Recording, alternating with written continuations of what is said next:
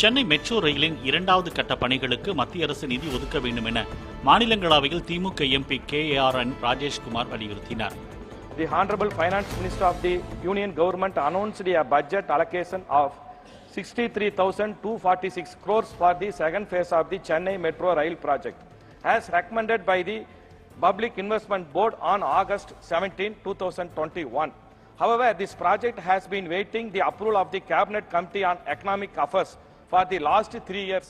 மத்திய முதலீட்டு வாரியம் 2021 அளித்த பரிந்துரையின்படி 63,246 கோடி ரூபாய் நிதி ஒதுக்கப்படும் என நிதியமைச்சர் அறிவித்ததாகவும், பொருளாதார விவகாரங்களுக்கான அமைச்சரவை குழுவின் ஒப்புதலுக்காக சென்னையின் இரண்டாம் கட்ட மெட்ரோ ரயில் திட்டம் கடந்த 3 ஆண்டுகளாக காத்திருப்பதாகவும் ராஜேஷ்குமார் தெரிவித்தார்.